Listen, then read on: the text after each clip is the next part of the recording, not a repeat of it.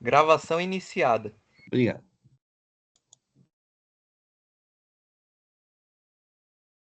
Bom dia. Iniciando a sessão de julgamento da primeira Câmara Julgadora do Tribunal de Impostos e Taxas de São Paulo, do dia 16 de setembro de 2025, a qual está sendo gravada e será disponibilizada posteriormente. Todos os juízes já se confirmam presente no sistema de parte, vou iniciar a sessão.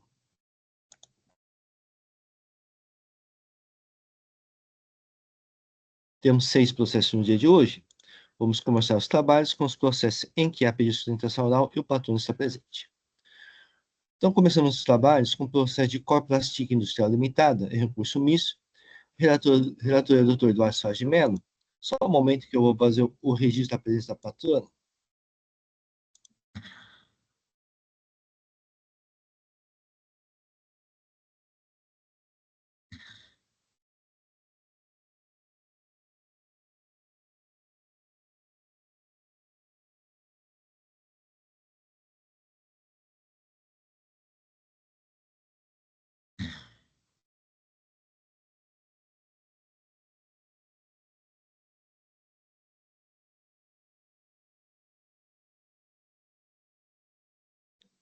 Doutor Tiago, como tem um recurso de ofício, eu precisava do documento do doutor?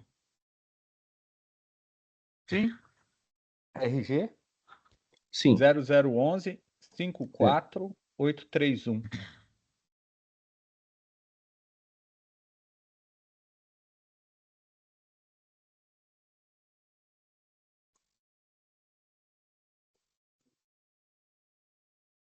Muito bem, doutor Eduardo, já é possível disponibilizar o voto? Tá, então deixa eu só disponibilizar, editar, só um segundo. E aí eu já procedo à leitura do relatório para dar aí na sequência a apresentação da sustentação oral.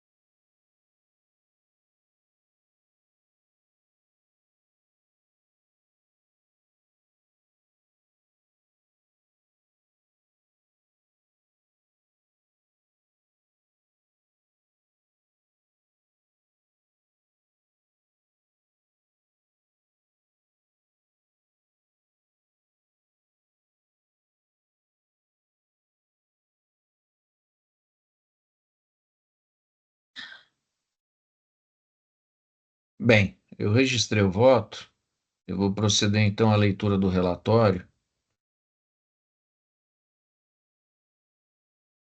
Só mais um segundo.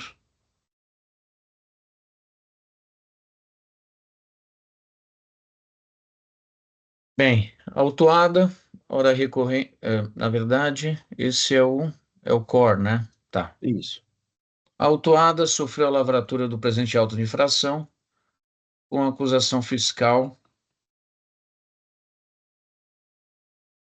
de falta de pagamento do ICMS por emissão das notas fiscais referentes a operações tributadas com aplicação indevida do diferimento. Esse é o item 1.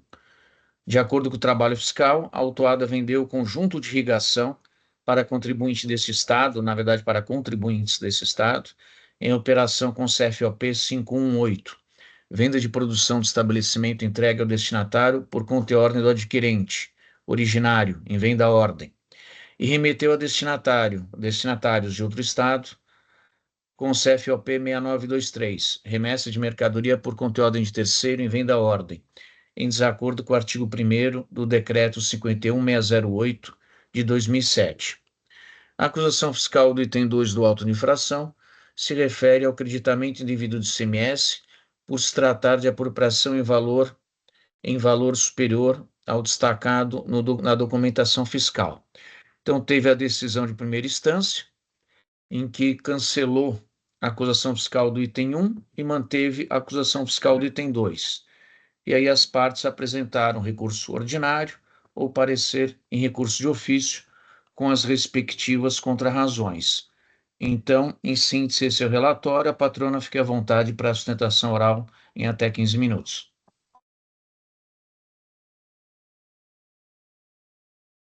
Obrigada, doutor Eduardo, presidente de Mais Bom Dia.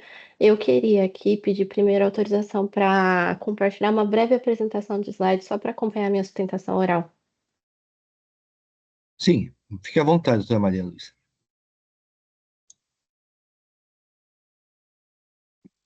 Vocês conseguem ver minha tela? Aparece para vocês? Sim. Tá bom. Os jogadores aqui, tentando ser bem breve na minha exposição, eu vou conferir maior enfoque as contrarrazões que a gente apresentou no recurso de ofício que foi interposto face ao item 1, e depois eu vou tecer só algumas breves considerações sobre o item 2 do auto de infração, que é aqui o objeto do recurso ordinário da recorrente. Bem, conforme trouxe o relator aqui, o item 1, que foi cancelado já em sede de DTJ, objetiva a cobrança de CMS sobre operações próprias realizadas pela recorrida entre 2020 a 2022 na venda dos seus conjuntos de irrigação. Antes de passar as razões meritórias, eu acho importante destacar quem que é a recorrida. A recorrida Corplastic é uma empresa que atua já há mais de 20 anos no mercado na fabricação de materiais plásticos destinados a diversos fins. Dentre esses fins, a gente tem uma linha, que é a linha agrícola, onde estão esses conjuntos.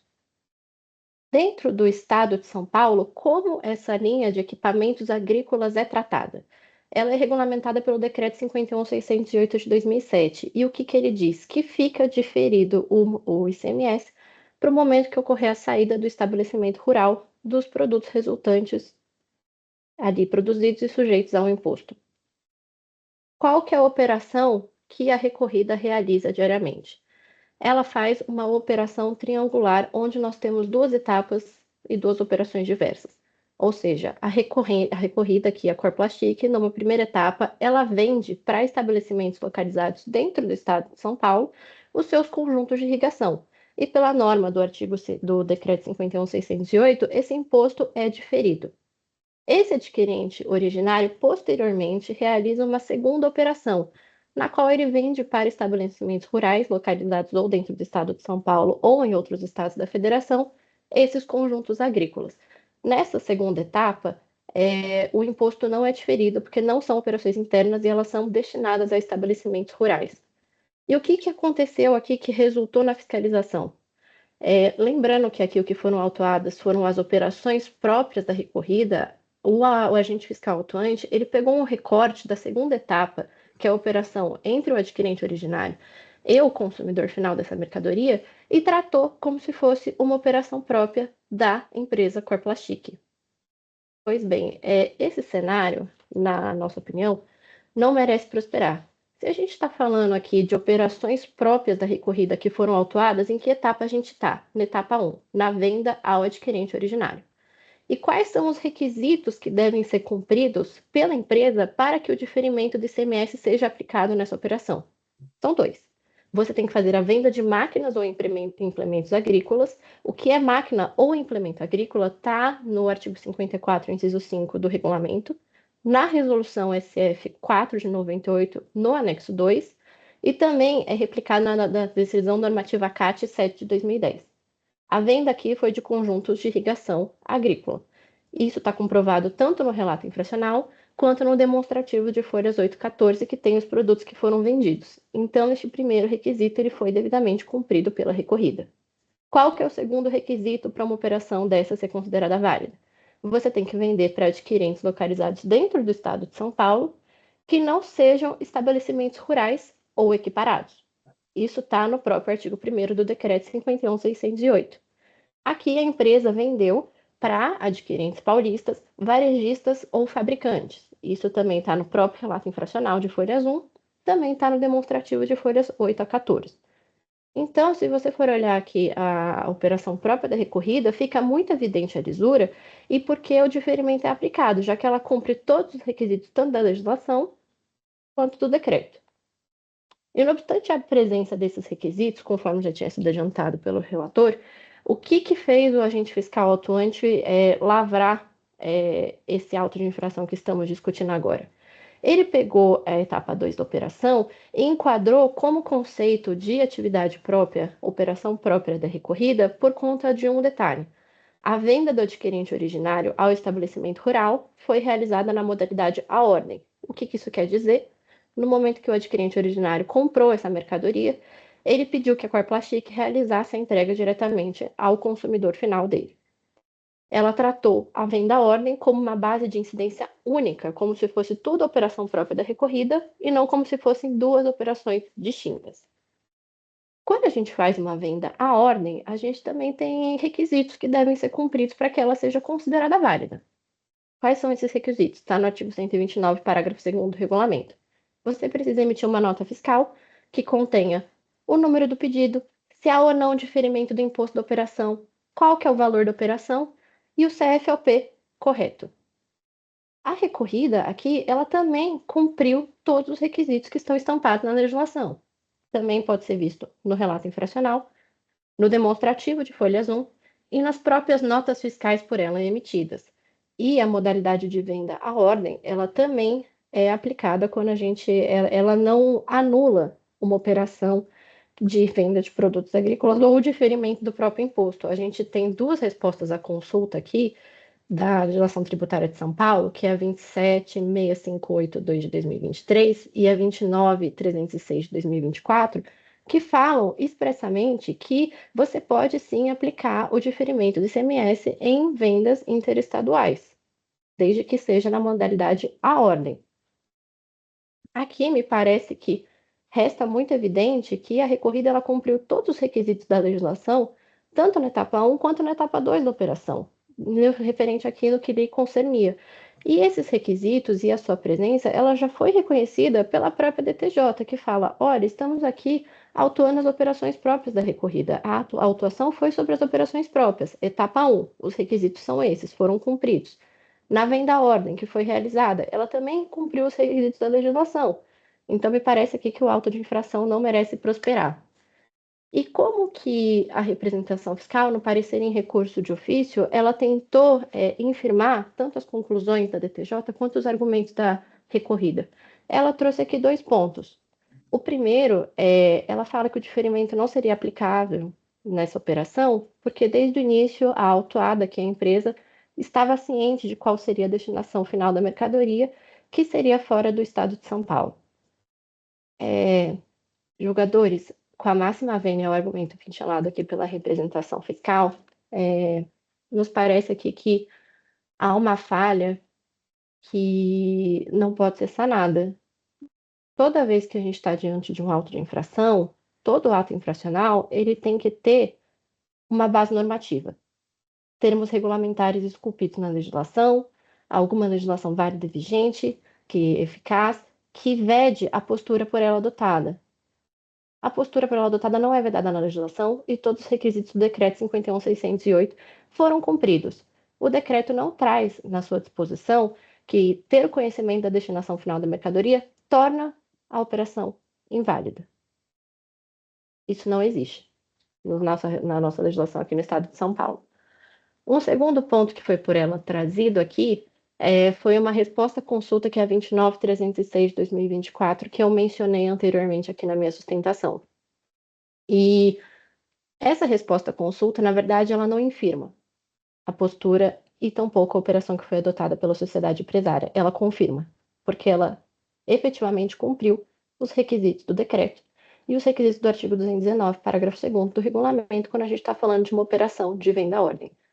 O que nos parece aqui é que, de novo, com a máxima vênia ao parecer da representação fiscal, é que a gente foi deixado de lado e foi deixado de infirmar o ponto fulcral aqui, que foi o equívoco da lavratura dessa autuação e que não foi considerado em momento algum. A venda, ela ocorreu à ordem. Essa é uma empresa que atua há mais de 20 anos no mercado, ela tem mais de 5 linhas diferentes, cada uma com a sua especificidade. Ela não tem sequer uma autuação aqui no estado de São Paulo, nem no sistema da dívida ativa, nem em curso aqui no Tribunal de Impostos e Taxas. salvo essa que estamos discutindo agora.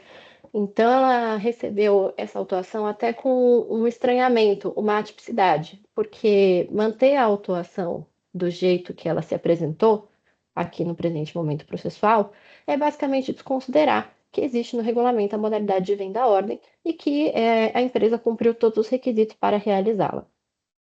Como é que isso tem sido enfrentado pela Câmara Superior? A Câmara Superior, em processo análogo 4096519-3, cuja decisão foi unânime, ele cancelou auto de infração similar ao que a gente está discutindo aqui no presente momento. Também se trata de uma operação triangular, com destinatário final localizado fora do estado de São Paulo. Todos imputaram a cobrança de ICMS equivocadamente para o contribuinte. Os dois casos tratavam do Instituto da Venda à Ordem e os dois reconheceram a lisura da sociedade empresária que estava discutindo em respeito ao cumprimento de todos os requisitos previstos na legislação. E esse auto de infração ele foi cancelado em maio de 2022, em decisão recente na Câmara Superior, totalmente comparável com o caso em tela. Então, ilustres julgadores, a recorrida, o que ela pede no presente momento processual em relação ao recurso de ofício é que seja negado provimento, por inexistir o pressuposto básico da autuação aqui. Não houve quebra do diferimento nas operações próprias realizadas aqui pela recorrida Sociedade Empresária Corplastic. Em relação ao recurso ordinário, e sem querer mais me alongar muito na minha sustentação oral, a recorrente pede o cancelamento integral do item pela iliquidez dos valores que foram autuados como supostamente creditados a maior, por um erro na base de cálculo que foi adotada pelo agente fiscal autuante. Essa é a minha sustentação oral. Excelências, eu agradeço aqui o tempo que foi disponibilizado e eu fico à disposição em caso de quaisquer dúvidas. Agradeço, doutora Maria Luísa. Doutor Eduardo. Bem, eu parabenizo a patrona, foi bem objetiva e trouxe os pontos que constam da peça recursal, mais especificamente das contrarrazões ao recurso de ofício. Vou proceder então à leitura. Então, não preciso reiterar o que eu disse em relação ao relatório. Passo a análise do recurso de ofício, que é a acusação fiscal do item 1, falta de pagamento por emissão de notas referentes a operações tributadas com aplicação indevida do diferimento. Quando eu li o relatório, eu detalhei um pouco mais essa operação. E aí eu digo, se extrai do demonstrativo 1, folhas 8 a 14, em relação a cada operação mercantil, informações relacionadas às notas fiscais emitidas aos adquirentes originários, Estado de São Paulo, DANFES, as folhas 16 a 26 para amostragem, com as correspondentes remessas aos destinatários finais, situados em outras unidades federativas, DANFs, as folhas 27 a 43. Inconformada com a parte da decisão recorrida, que reconheceu a improcedência da acusação fiscal, item 1, a Fazenda Pública Paulista sustenta, no parecer em recurso de ofício, o descabimento do diferimento de ICMS na forma perpetrada pela autuada. A autuada fabrica tubos e acessórios de material plástico destinados à irrigação de plantios. Como remetente dos referidos implementos agrícolas, conjuntos de irrigação, vendia-os com diferimento de ICMS nos termos do Decreto 51.608/2007 a contribuintes localizados no Estado de São Paulo, adquirentes originários, e que, por sua vez, os vendia para estabelecimentos rurais localizados fora do Estado bandeirante, destinatários finais, com recolhimento do imposto estadual. A venda entre a remetente vendedora autuada e os adquirentes originários era realizada à ordem, com entrega direta das mercadorias pela autuada para os destinatários finais. Não se questiona, adiante-se, a regularidade da referida operação triangular e que demanda a emissão de documentação fiscal por parte da remetente vendedora, bem como pelos adquirentes originários, nos termos da legislação pertinente. E nesse mesmo parágrafo eu explico, que a emissão de nota por parte da autuada é a emissão de notas fiscais em favor dos adquirentes originários no Estado de São Paulo e também em favor dos destinatários em outras unidades federativas para acompanhamento do transporte das mercadorias, ao passo que a documentação emitida pelos adquirentes originários, ela é em favor dos destinatários finais. Nesse sentido, é inconteste a existência de duas distintas operações mercantis evidenciadas. Na venda de implementos agrícolas envolvendo a autuada, remetente vendedora, e os adquirentes originários do Estado de São Paulo, e, em momento ulterior, na venda dos mesmos produtos, agora em operações interestaduais entre os adquirentes originários e os destinatários finais. A celeuma reside na adequação ou não do procedimento adotado pela autuada, remetente vendedora das mercadorias, ao decreto 51.608, ao considerar o diferimento do lançamento de ICMS na saída dos produtos fabricados aos adquirentes originários no Estado de São Paulo. No meu sentir, o deslinde da controvérsia decorre da correta leitura e interpretação a ser dada ao artigo 1º caput do referido decreto. E aí eu transcrevo o caput que diz: nas sucessivas saídas internas de máquina ou implemento agrícola, o lançamento do ICMS incidente fica diferido para o momento em que ocorrer a saída do estabelecimento rural dos produtos resultantes sujeitos ao imposto. Dessume da norma jurídica que o diferimento do lançamento do ICMS demanda, para o caso concreto, a realização de saídas internas, ou seja, dentro do território paulista, sem, contudo, implicar, nesse primeiro momento, na utilização dos implementos agrícolas por estabelecimento rural. Nos termos do aludido dispositivo legal, a tributação oriunda da interrupção do diferimento incorrerá na saída do estabelecimento rural dos produtos resultantes sujeitos ao ICMS. Tenho para mim que a situação fática do caso vertente é distinta daquela a qual o ordenamento jurídico autoriza o diferimento do imposto estadual. Para ser mais claro, o artigo 1º caput do decreto exige para o diferimento em apreço, primeiramente, saídas sucessivas de específicos implementos agrícolas, aqueles elencados no referido diploma normativo NCM 84248221, as folhas 16 a 42 do processo, dentro do Estado de São Paulo. Além disso, é requisito legal que essas determinadas saídas internas não compreendam saídas de estabelecimentos rurais. O cenário fático do auto de infração é diverso daquele contextualizado em lei porque, em que pese a venda dos implementos agrícolas da autuada para adquirentes originais paulistas não considerados estabelecimentos rurais, esse fato, destarte, é incontroverso, conforme depende da documentação fiscal juntada ao processo, a transação comercial é seguida de operação interestadual para os destinatários finais. Conquanto a norma seja clara ao condicionar o diferimento do lançamento do ICMS, abre aspas, as saídas internas de máquina ou implemento agrícola, fecha aspas, o que se vê no caso concreto é outra realidade, qual seja, a saída de implementos agrícolas em operações que não são internas, mas entre unidades federativas, fato que não se questiona no auto lavrado. O artigo 1º do decreto se refere tão somente às saídas internas, o que significa dizer que, se fosse a intenção do legislador paulista igualmente abranger, no referido diferimento do lançamento de ICMS, operações mercantis interestaduais, expressaria essa circunstância no mencionado dispositivo legal. Não é, todavia, o que ocorreu. Também não vejo como acolher, data vênia, a compreensão de que a autuada não teria ciência das ulteriores destinações interestaduais das mercadorias. E aí eu estou trazendo um segundo argumento. O primeiro, para mim, já é suficiente.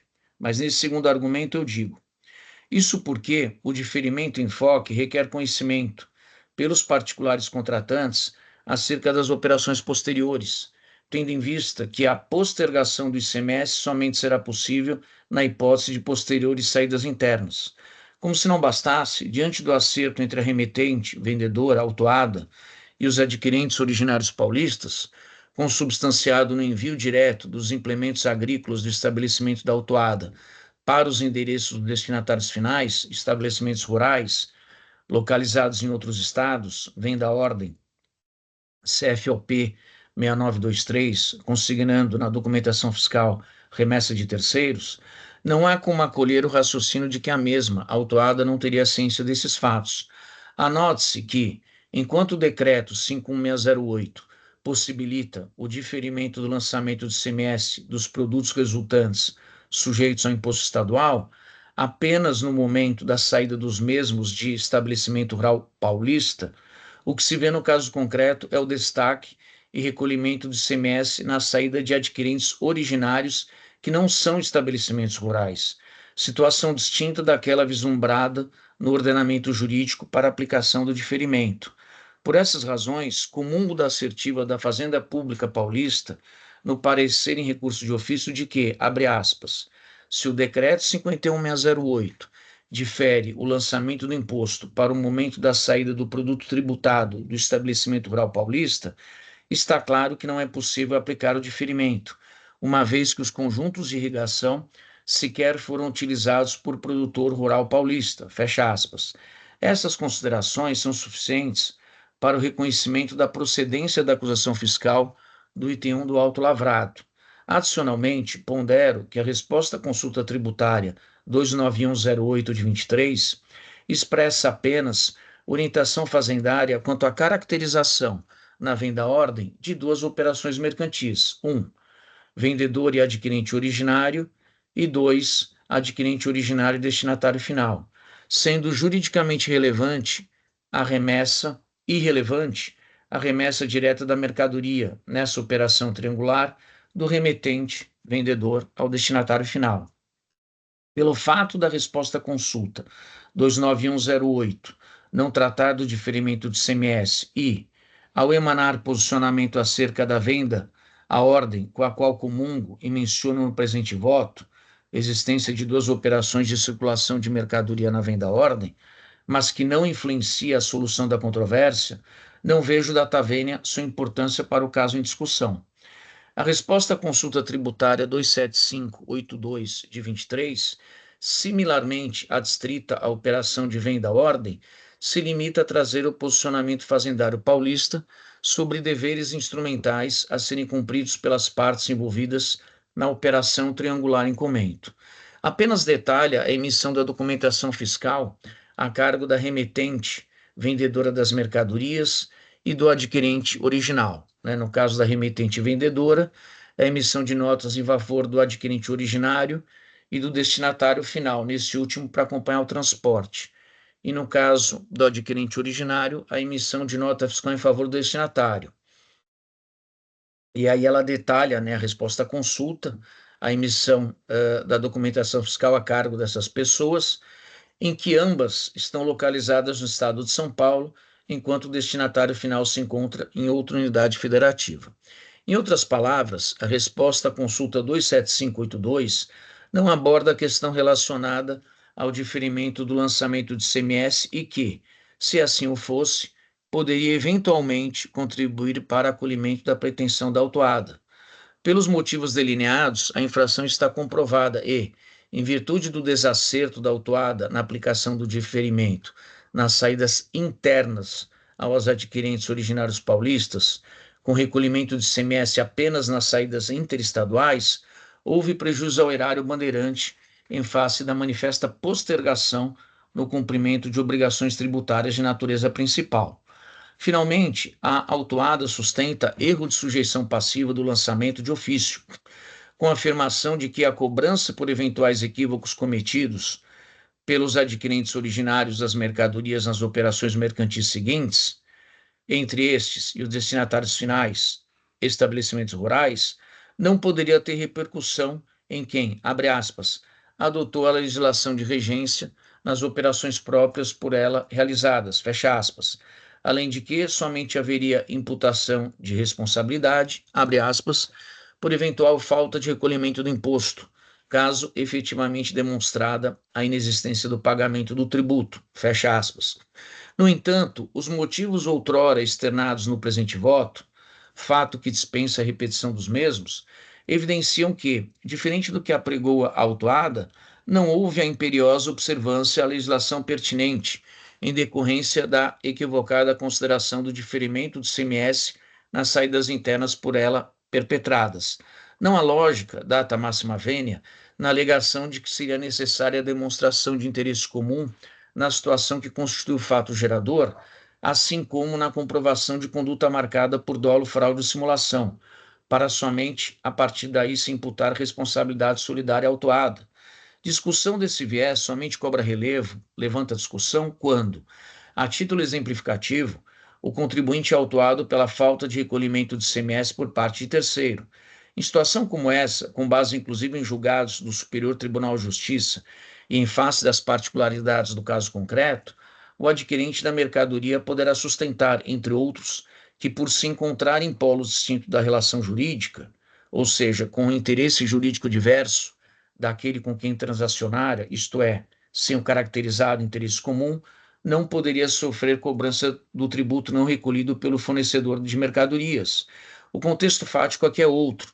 Não houve, diferente do que reza a lei, o recolhimento de ICMS nas saídas dos implementos agrícolas do estabelecimento da autuada, e não de terceiro, o que afasta de cena a tentativa de alegação de necessidade de demonstração de interesse comum com quem recolheu o imposto na sua operação, interestadual, adquirentes originários. Isso posto, não merece, guarida, a afirmação da autuada em contrarrazões do recurso de ofício de que, abre aspas, inexistentes os requisitos de demonstração da responsabilidade e ou solidária nos presentes autos, evidente que a cobrança não merece prosperar. Tecidas essas considerações, conheço do provimento ao recurso de ofício, restabelecendo a acusação fiscal do item 1. Passo ao exame do recurso ordinário. A acusação fiscal do item 2 do auto de infração se refere ao creditamento indevido do ICMS, por se tratar de apropriação em valor superior ao destacado no documento fiscal. Não houve violação ao princípio da não cumulatividade, com desrespeito ao artigo 155, parágrafo 2º, inciso 1º, da Constituição Federal, na forma genericamente defendida pela autuada no recurso ordinário, dissociada das particularidades do caso vertente. Maiormente porque o artigo 61, parágrafo 2º do regulamento, Decreto Paulista 45.420/2000, determina a escrituração do crédito do ICMS para devido aproveitamento da não cumulatividade, pelo seu valor nominal. E aí eu descrevo esse dispositivo legal.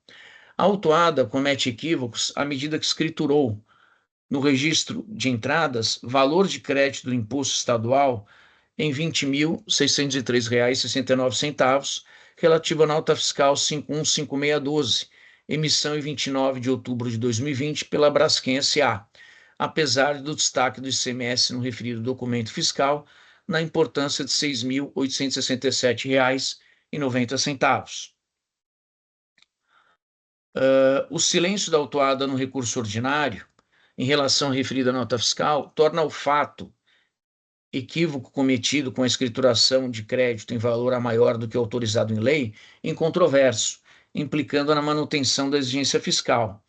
No que diz respeito à nota fiscal 7663, emissão em 23 de fevereiro de 21, pela Barri Têxtil, Indústria e Comércio Limitada, embora exista observação no campo dados adicionais de que o documento fiscal, abre aspas, permite o aproveitamento do crédito do ICMS no valor de R$ 3.317,40, fecha aspas, não há maiores informações sobre a origem desse valor, assim como não houve atendimento à norma jurídica com o devido preenchimento no cálculo do imposto, no campo valor do ICMS, da mencionada nota fiscal, do valor destacado do imposto estadual.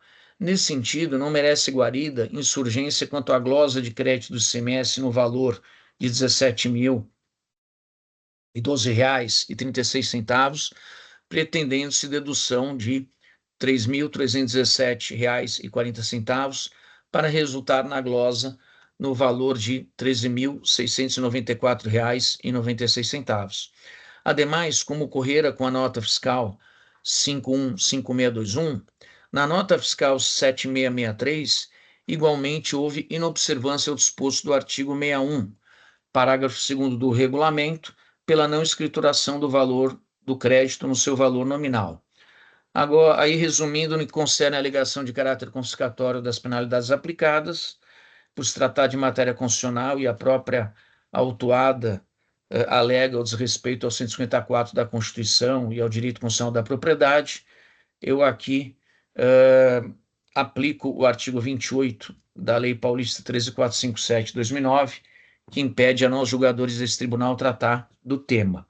Também eu não relevo, não reduzo a penalidade, porque o artigo 502.7A do regulamento exige, entre outros, que a infração não implica em falta de pagamento do imposto. E aqui a gente vê isso no item 1 e no item 2 de forma indireta, em razão do creditamento indevido. Finalmente, saliento que, em decorrência da interposição do recurso ordinário, está suspensa a exigibilidade dos correspondentes créditos tributários, nos moldes do artigo 151, inciso 3º do Código Tributário Nacional. Nesse sentido, conheço e nego o provimento ao recurso ordinário. Em face do exposto, conheço e dou provimento ao recurso de ofício e conheço e nego o provimento ao recurso ordinário, mantendo o auto lavrado. Então, queria só registrar que, embora, né, a peça da autuada seja muito bem feita, muito bem escrita, e eu tenha estudado bastante o processo, tanto que eu pedi para transferir da sessão de julgamento da semana passada para essa, eu, na minha interpretação do artigo 1º do decreto em questão, o 5.608, eu entendo que a situação lá vislumbrada é diferente da que a gente vê no caso concreto, né? Eu entendo que deveriam haver ali saídas internas e não poderia haver, como a gente vê aqui no caso concreto, um recolhimento do ICMS numa operação em que não há saída do estabelecimento rural, porque aqui o adquirente originário ele não é estabelecimento rural, né? A tributação é quando sai do estabelecimento rural aqueles produtos resultantes, né, que se valeram ali, se aproveitaram do implemento agrícola e que são sujeitos ao ICMS. Então, aqui eu sinto que houve uma data máxima vênia, uma distorção. Então, é assim como voto, presidente. Agradeço, doutor Eduardo. O voto está registrado. O processo está em discussão. Doutora Maria Luísa, algum esclarecimento? Eu posso fazer só um apontamento de fato, doutor Inácio? Sim. Aqui me parece que foi interpretado no voto do doutor Eduardo qual que seria a intenção do legislador com o decreto 51.608. Esse decreto, ele é acompanhado de um ofício, tá? Tá aqui no próprio site da Cefaz, o ofício GS 90 de 2007. Em nenhum momento ele aponta que esse tratamento seria só, não poderia ser aplicável a saídas interestaduais subsequentes, tá bom? Tá bom. Agradeço, doutora Maria Luísa. Doutor Eduardo. Aqui, com respeito ao posicionamento da patrona, primeiro, esse ofício, salvo engano, ele não foi mencionado nas peças que estão no processo, mas ainda que assim o fosse, eu penso de forma distinta, né? O meu entendimento acho que está claro no voto, de que se houvesse a possibilidade do diferimento abarcar a operação interestadual, seria dito em algum momento que tem saída interestadual. Aqui está claro, só saída interna, né? Muito bem. O processo ainda está em discussão. Não havendo mais inscritos, vou encerrar os debates. Vou verificar o quórum de presença.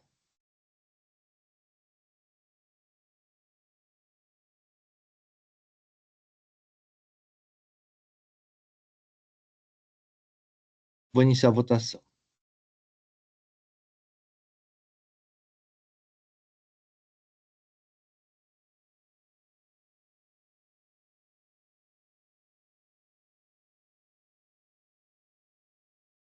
Muito bem, encerrada a votação, recurso ordinário de Corplástica Industrial Limitada foi conhecido e não provido. Recurso de ofício da Cefaz foi conhecido e provido. Agradeço a presidente doutora Maria Luísa. Um bom dia. Obrigada, bom dia a todos. Eu vou pedir aqui licença para me retirar. À vontade, obrigado.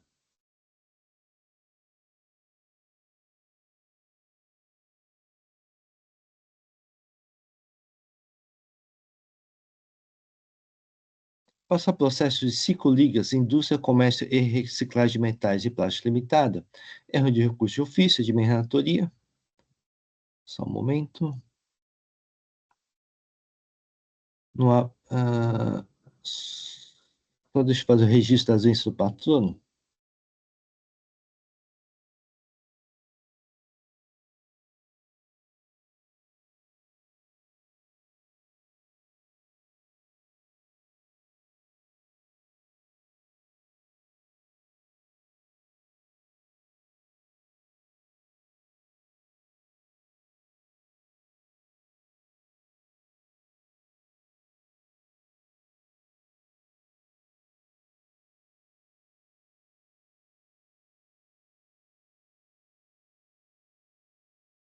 ofício, contenção por VPDETO J3, que julgam improcedente o item 1 do AIM. Os itens 2 e 3 do AIM foram objeto de pagamento, remanescendo o item 1 do AIM referente à acusação, deixar de pagar ICMS por emissão de notas fiscais, modelo 55, referente a operações tributadas com erro na determinação base de cálculo, ao não tributar no retorno de mercadorias recebidas da encomendante para industrialização, sucatos de metais não ferrosos classificados em NC Metal, conforme previsto no artigo 393-A do regulamento. A adição primeira instância julgou improcedente ou remanescente item 1 do AIM. A doutora Operação Fiscal ofertou parecer propugnando o provimento em recurso de ofício. O contribuinte apresentou contra-razões, requerendo não provimento em recurso de ofício. Este relatório passa ao voto. Inicialmente, a autuada alega que, abre aspas, não há no recurso de ofício manejado pela FESP um enfrentamento objetivo do fato de que o artigo 393-A do regulamento não prevê a interrupção do interferimento no retorno das mercadorias, conforme acusado, mas sim na saída, razão pela qual deixou de ser impugnado. Entendo não assistir razão ao contribuinte. O recurso de ofício trata, em verdade, de reexame necessário. O artigo 46, caput da Lei 13.457, determina que haverá recurso de ofício, ou seja, é mandatório. Segundo Nery Júnior, a secretaria jurídica do Instituto Jurídico Apreço, trata-se de condição de eficácia da sentença que, embora existente e válida, somente produzirá efeitos depois de ser confirmado no tribunal. Nesse sentido, nos dias de Shimura, quer dizer, em princípio, pode-se afirmar que a remessa obrigatória encerra um prolongamento do estado de ineficácia da sentença. A sentença existe e é válida, apenas permanece em estado de latência, não produzindo efeitos concretos, enquanto não se reapreciada pelo segundo grau. Assim, a eventual ausente manifestação da dúvida da imputação fiscal não implica em renúncia ao recurso ou aceitação das razões do contribuinte, conforme a dicção do parágrafo 2º, artigo 46, Lei 13.457. No exame necessário, envolve-se toda a matéria controvertida, importando no efeito transitivo pleno. Nesse sentido, cito a adição do STJ no RESP 959-338, relator ministro Napoleão Nunes Maia Filho.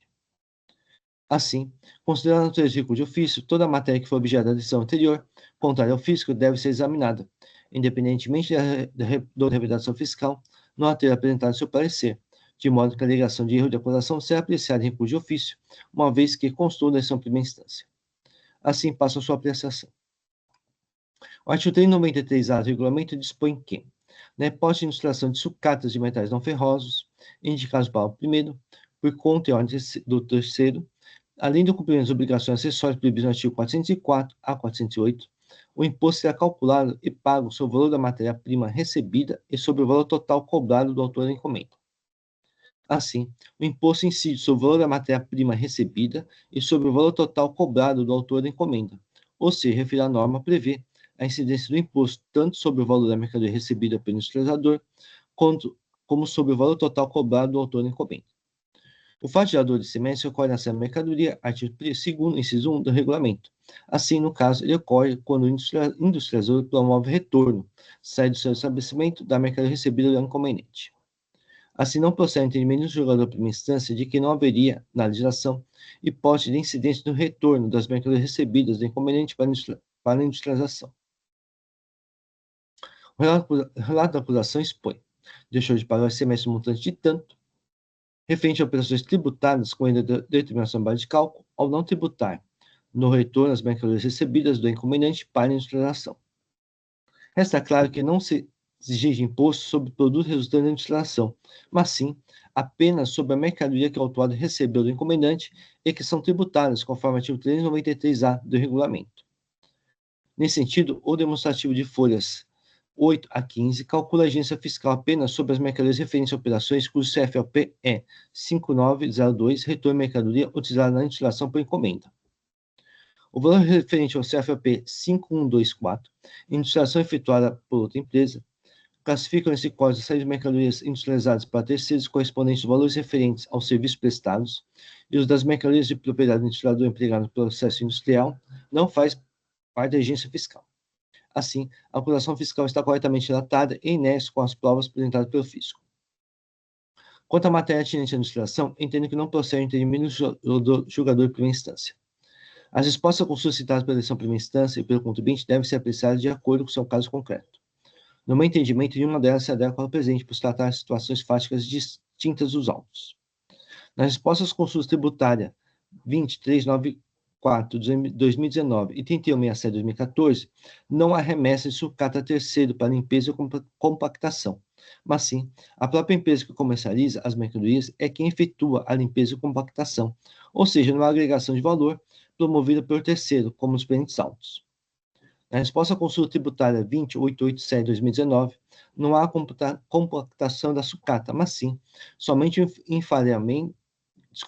somente o enfalamento e a própria remessa que comercializa é quem realizou o procedimento, ou seja, situação diversa no combinante terceiro para a compactação, em que a agregação de valor por terceiro, como acima exposto. A adição normativa CAT 2 de 2013 trata de sebo, não de sucata, que possui disciplinas próprias de legislação, bem como processos de declaração próprios e de acordo com a situação em concreto. Para a situação dos autos, a resposta à consulta tributária 30.966/2024 trata da mesma situação FAT, em que a remessa de sucata para terceirizar a compactação para adequar a sucata recebida na forma de aparas ou recorte a granel, conforme a imagem acima, para o transporte até a boca do forno, de forma a racionalizar a alimentação do forno. Ou seja, processo de preparação para o transporte até a boca do forno, exposto o seguinte entendimento, aqui transcrito o meu voto.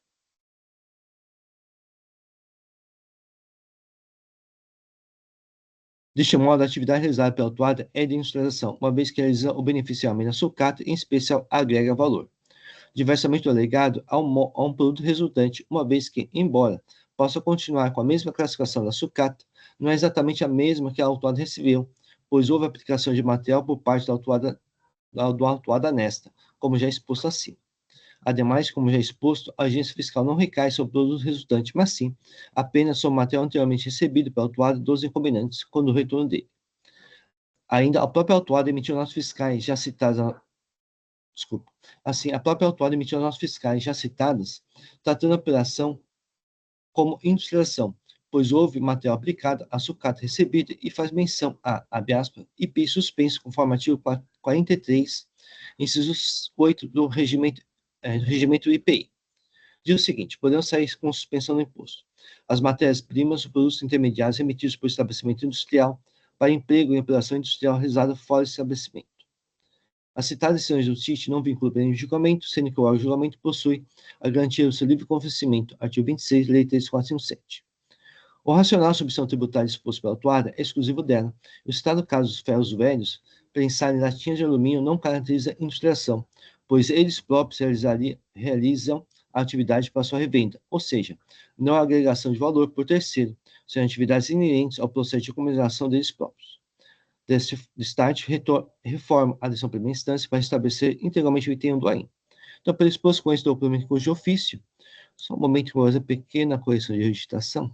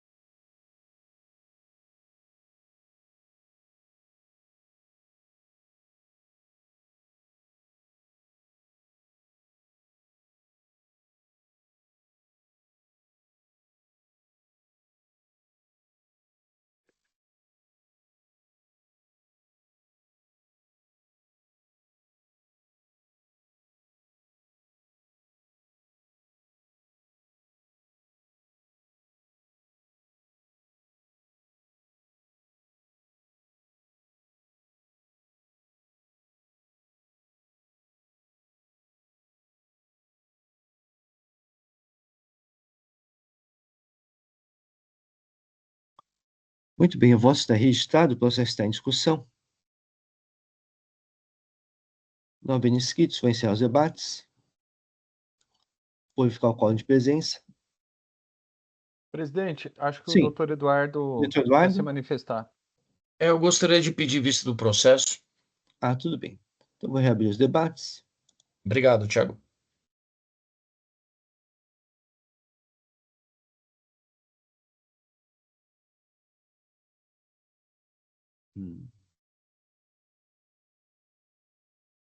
Só um momento, senhor só.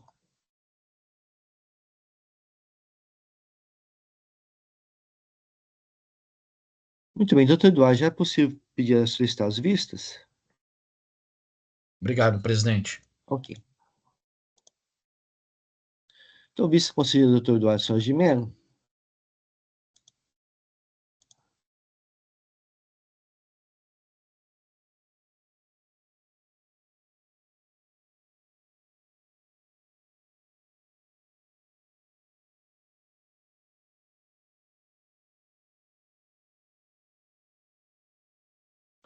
Muito bem, passar para o processo de Tropical Transporte Ipiranga Limitada.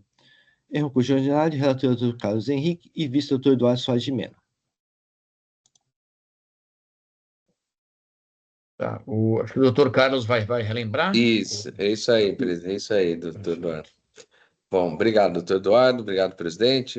O auto é composto de um auto de infração, acreditou-se indevidamente o ICMS referente tal no período de janeiro de 2020 a dezembro de 2023, ao lançar no livro de registro de apuração do ICMS e transpor para a guia de informações de apuração do ICMS a título de decreto outorgado, valores não permitidos pela legislação.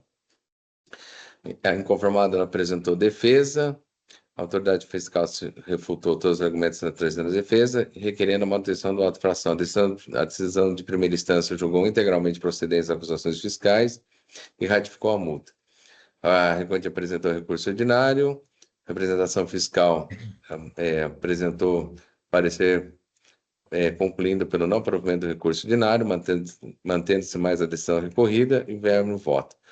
Vou ler rapidamente o voto. O auto de infração combatível trata de crédito devido de ICMS relativo ao lançamento de valores, a título de crédito otorgado nos termos do artigo 11, anexo 3 do RICMAS e no RICMAS e nas GIAs, com base nas CTs emitidos nas situações nas quais houve subcontratação de serviço, conforme comprova o demonstrativo 1 de folhas tais, que contém a relação de CTs com subcontratação. B, o anexo extrato do RICMAS, que florestais e extratos das GIAs florestais e extrato da conta fiscais florestais. E os documentos, os DACs juntados por amostrados florestais. De acordo com o artigo 11 do anexo 3 do RICMAS, o estabelecimento prestador de serviço de transporte pode acreditar a importância correspondente a 20% do valor do imposto devido na prestação, desde que o benefício seja notado por todos os estabelecimentos do contribuinte, vedando-se, neste caso, o aproveitamento de qualquer outros créditos em verbos, conforme o artigo 11, que é o transporte, da qual eu transcrevo. Verifique os documentos juntados pela recorrente, que ela figura como tomador de serviço de transporte, evidenciando que ocorreu, na hipótese, prestação de serviço por mais de uma empresa, de forma concomitante, embora a responsabilidade pelo pagamento do imposto fosse atribuída à prestadora responsável pela cobrança integral do preço, caso a transportadora e subcontratante, nos termos do artigo 314 e 315 do RICMAS, a saber da qual eu transcrevo. Deste modo, os artigos 314 e 315, a transportadora subcontratante, por promover a cobrança integral do preço do serviço, é considerado responsável pelo recolhimento do ICMS, devido tanto pela sua própria prestação, quanto pela prestação realizada pela subcontratada. Assim, a transportadora subcontratante age como substituto tributário em relação aos impostos incidentes sobre a prestação realizada pela transportadora subcontratada, devendo recolher o imposto de forma integrada com o imposto devido pela sua própria prestação, com base no preço total cobrado do tomador original do serviço, artigo 315 do RICMAS. De acordo com a decisão normativa CAT 1 de 2017, na subcontratação, ocorre simultaneamente duas prestações de serviço do transporte, item 3, item 2, concomitantes e distintas entre o tomador de serviço e o subcontratante, e outra entre o subcontratante e a subcontratada. Em cada uma dessas prestações, configura um ato gerador autônomo do ICMS, ainda que o imposto seja recolhido de forma englobada pela subcontratante. Ainda, nos termos do item 5 e 6 da decisão normativa CAT 1 de 2007, a substituição tributária dos artigos 314 e 315 se apresenta como uma forma de diferimento e sujeita a transportadora substituta à observância da disciplina prevista para a substituição no RICMAS em verbos, da qual eu transcrevo os itens 5 e o item 6. Por conseguinte, a decisão normativa CAT, em seu item 6, afirma com o respaldo do artigo 431 que a transportadora subcontratante não faz jus nenhum valor a título de crédito tributário referente às prestações que efetua por meio de contratação de outra transportadora, subcontratação. Isso porque, diante do disposto no inciso 1 do artigo 430 do RICMS, independente de ser ou não habitante pelo crédito otorgado, previsto no artigo 11 do anexo 3, a transportadora subcontratante não faz jus nenhum ao valor ativo de crédito tributário referente a prestações que efetua por meio de contratação de outra transportadora, subcontratação. Neste ponto, a decisão normativa CAT 1 de 2017 apenas reproduz as regras previstas na legislação estadual, cabendo destacar que tal entendimento também é expresso na resposta à consulta tributária 30625/2024, citada pela representação fiscal em duas contrarrazões de folhas 8.062, ao afirmar que na subcontratação a subcontratante atua como substituta tributária e, por isso, não pode apropriar créditos relativos à prestação realizada pela subcontratada, devendo o recolhimento ser efetuado de forma englobada, sem o destaque específico para fins de creditamento, senão vejando, da qual eu transcrevo. Razão pela também não seja recorrente relativamente à afirmação de que houve omissão de decisão recorrida no enfrentamento de uma parte dos seus argumentos de defesa, especialmente no tocante à afirmativa que nos serviços de transportes realizados os CTS das subcontratadas não apresentaram o destaque do ICMS, mas apenas o CTS subcontratante. Isso porque, como bem destacado pela representação fiscal em suas contrarrazões, folhas 8.076, o julgador respondeu a essa questão no item 29 da folha 7.759 da decisão de primeira instância, da qual vejamos, da qual eu também transcrevo. Em relação à legalidade da realização da multa, juros, eu também já descrevi, e diante disposto, eu decido por conhecer negar o recurso ordinário, negar o provimento, mantendo a íntegra decisão proferida, assim como eu votei, presidente. Agradeço, doutor Carlos. Doutor Eduardo. Pedi vista do processo para melhor manifestar sobre a acusação fiscal em enfoque. Em sessão de julgamento realizada perante a Sala Colém da Câmara, o ilustre juiz relator proferiu voto pela procedência da acusação fiscal, mantendo o auto lavrado. Não obstante o bem elaborado voto, discordo da data vênia do mesmo, pelos motivos aduzidos a seguir. Aí eu transcrevo a acusação fiscal. Só, doutor Eduardo, o voto ainda não está aqui, doutor Eduardo. Disponibilizado. Exatamente. Nossa, eu esqueci, então, disponibilizar. Esqueceu, Me exatamente. perdoe. Então, eu achei que eu tivesse editado. Obrigado, doutor Eduardo. Só um segundo.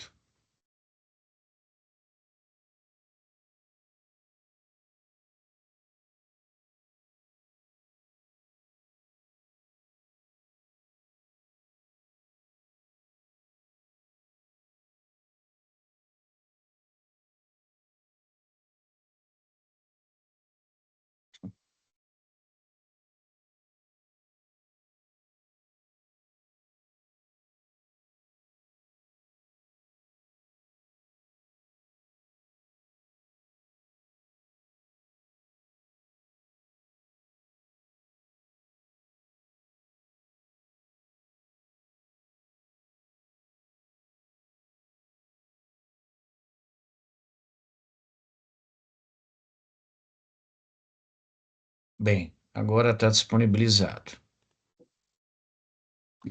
Obrigado, doutor Eduardo. Então, como eu disse, eu data máxima vênia, eu discordo do bem elaborado voto do relator. A acusação fiscal diz respeito, portanto, à apropriação indevida de crédito de ICMS lançado no RICMS e na GIA, como crédito outorgado em valores não permitidos pela legislação competente. De acordo com o relatório circunstanciado, a recorrente não teria direito ao crédito outorgado do ICMS, assegurado em lei na ordem de 20% do valor do imposto estadual nas prestações de serviços de transportes realizadas. Benefício concedido pelo artigo 11, anexo 3 do regulamento, uma vez que grande parte dessas prestações teriam sido levadas a efeito, na verdade, por empresas subcontratadas. O artigo 11, parágrafo 1º, anexo 3 do regulamento, condiciona referido aproveitamento de crédito em benefício de todos os estabelecimentos contribuintes, com vedação ao aproveitamento de quaisquer outros créditos. Aí eu reproduzo esse dispositivo legal. Para o trabalho fiscal, a consequente receita obtida com referidas prestações subcontratadas, não segregadas das prestações realizadas por meio próprio da recorrente, não conferiria direito ao crédito do imposto estadual nos termos do item 6 da DNCAT 1 de 2017. O trabalho fiscal apresenta, aí eu menciono os demonstrativos.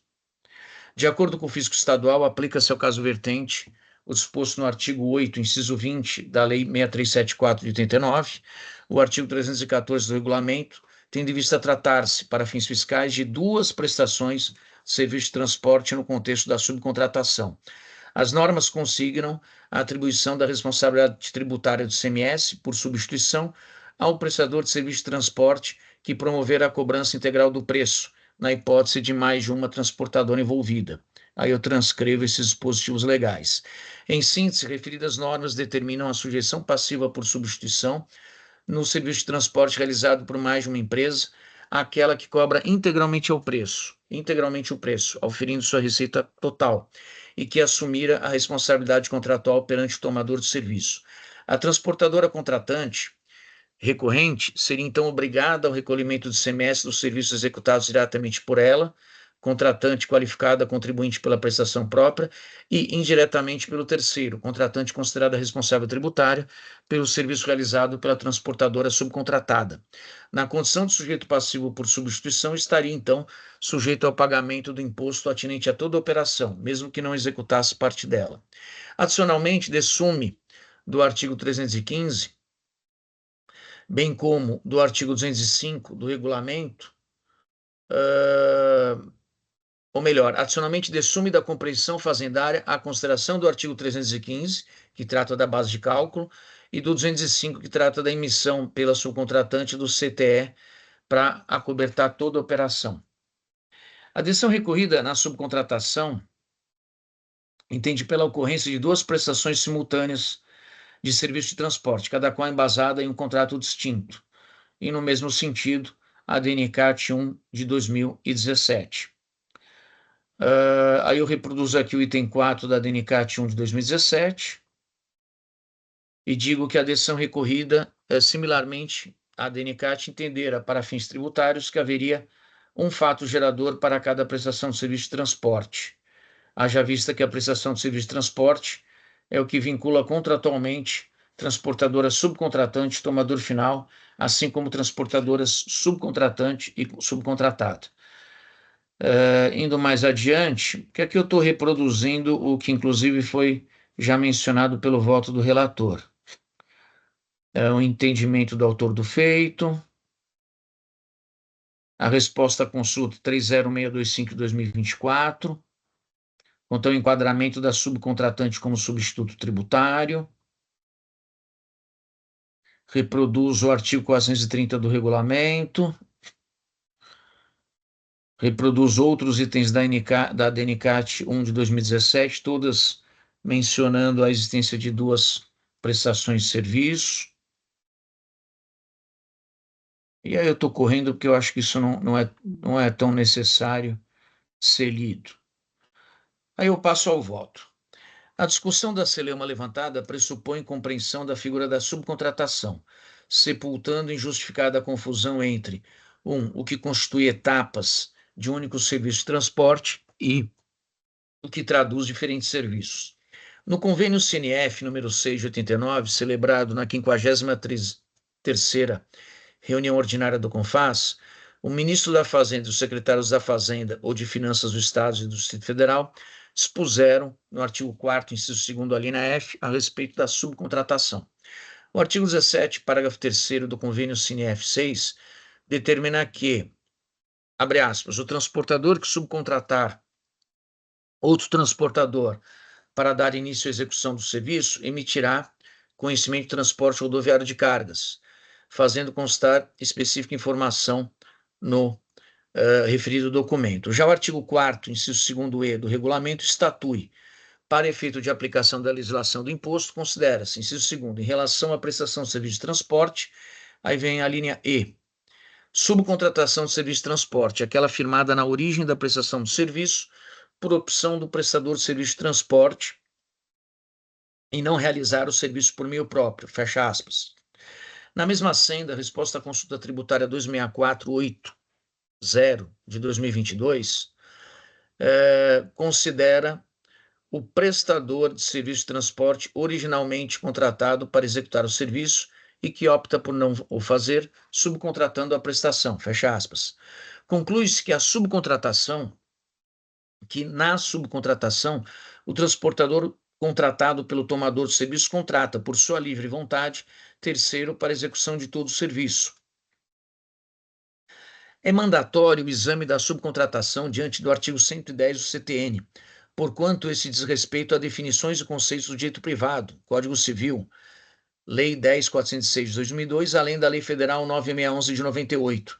Para concluir adiante no presente voto que, sob o fundamento da responsabilidade solidária, a mesma subcontratação não constitui novo fato gerador do semestre transporte, em descompasso com a legislação tributária ordinária e o posicionamento firmado pelo autor do feito e pela decisão recorrida. O fundamento repousa no fato de que dispositivos legais da legislação tributária desconsideram que os transportadores subcontratados pelo transportador originário, aquele que celebrou o contrato de prestação de serviço com o remetente da mercadoria e que, no caso vertente, é recorrente, respondem solidariamente pelo cumprimento de obrigação avançada. Infere-se dessa responsabilidade solidária a existência de um único contrato, isto é, uma única obrigação contraída, em que figura como credor tão somente o remetente das mercadorias e, no outro polo da relação jurídica, as transportadoras subcontratadas, subcontratante e subcontratada, devedores comuns, com responsabilidade pelo percurso do transporte. Por se tratar de um único contrato de prestação de serviço, não há que se falar em contratos autônomos e, por conseguinte, em fatos geradores distintos. Nesses termos, não há contrato de prestação de serviço para fins de tributação pelo ICMS entre o transportador originário recorrente, contratado pelo remetente, e os transportadores subcontratados. Para que não paire dúvidas, a solidariedade legalmente atribuída aos transportadores espanca a incipiente declaração de que o direito de regresso entre os mesmos seria capaz de descaracterizar a existência de uma única obrigação. A tese, contrato único e fato gerador igualmente único, diante da responsabilidade tributária dos transportadores, não encerra mera retórica, por encontrar fundamento legal nos artigos 264 e 756 do Código Civil, assim como no artigo 2º caput da Lei Federal 9.611 de 98. Então, 264 diz a solidariedade, quando na mesma obrigação concorre mais de um credor ou mais de um devedor, cada um com direito ou obrigado à dívida toda. E o 756 diz, no caso de transporte cumulativo, todos os transportadores respondem solidariamente pelo dano causado perante o remetente, ressalvada a apuração final de responsabilidade entre eles. E aí continua a redação do 756. E o segundo da Lei Federal 9.611 diz: transporte multimodal de cargas é aquele que, regido por um único contrato, utiliza duas ou mais modalidades de transporte desde a origem até o destino e é executado sob a responsabilidade única de um operador de transporte multimodal. Os enunciados exprimem inequivocadamente a responsabilidade solidária de todos os transportadores, desde a origem até o destino da carga, ainda que envolva mais de um modal. Nessa linha de raciocínio, Pedro Lunardelli pontifica. Eu vou ler porque a transcrição é curta. A responsabilidade atribuída a todos os transportadores deixa evidente que aos mesmos são aplicadas as cláusulas ajustadas no negócio jurídico firmado entre o transportador originário e o remetente, que aqui figura como contratante tomador desse serviço. Pode-se dizer assim que esses transportadores passam a figurar no mesmo contrato firmado entre o remetente e aquele transportador originariamente contratado. Tanto é assim que o Código Civil se refere à responsabilidade solidária, o que, nos termos do seu artigo 264, implica que os demais transportadores, conjuntamente com aquele contratado pelo remetente, tornam-se igualmente devedores. Frise-se, o diploma civil é categórico ao determinar que os responsáveis solidários, que no caso são os demais transportadores, integram a mesma obrigação firmada entre o devedor, transportador originário e o remetente. Fecha aspas. Existe, portanto, apenas um contrato celebrado entre o remetente da mercadoria, único credor, e uma única obrigação nos limites do Código Civil. A legislação denota a amplitude da responsabilidade tributária dos transportadores, evidenciando a solidariedade pelo dano causado pelo remetente da mercadoria, objeto do contrato de transporte, ressalvada a apuração final entre eles, tendo em vista o percurso independentemente do modal e seus meios de locomoção próprios. Decorre a certeza de que as cláusulas que regem o contrato de prestação de serviço de transporte, celebrado entre o transportador originário recorrente e o remetente das mercadorias, serão plenamente aplicados aos demais transportadores subcontratados, haja vista tratar-se de um único contrato envolvendo todas essas figuras, transportadores de um lado e remetente da carga de outro. Em consequência da inexistência de um único contrato, ao invés de outros pretensamente havidos entre o transportador originário e as demais transportadoras em subcontratação, há apenas um único fato gerador do ICMS Transportes. A discussão requer rigorosa atenção à prevalência das normas de direito privado sobre as regras tributárias, nos moldes do artigo 110 do CTN, como exposto a seguir. Poderia-se indagar o porquê de atender à legislação supra-referida em contraposição a normas tributárias que disponham de forma diversa ao considerar a existência de contratos autônomos, cada qual e conforme o caso concreto, podendo ensejar ocorrência de novos fatos imponíveis. A resposta não exige maior labor mental. Prevalecem os comandos existentes na legislação do direito civil em detrimento das normas tributárias, simplesmente porque o artigo 110 do CTN, Lei Complementar, veda à lei tributária a alteração da definição de conceitos de direito privado utilizados, entre outros, pela Constituição Federal para a definição ou limitação de competências tributárias. Transcrevo então o artigo 110. Em síntese, não merecem guarida normas tributárias que, ao considerarem a ocorrência de fato gerador de ICMS a cada novo transportador e o modal utilizado em trecho de percurso de transporte de carga, deixam de observar as regras do Código Civil, artigos 264 e 756, e da Lei Federal 9611, artigo 2º, em nítida afronta ao Código Tributário Nacional, artigo 110.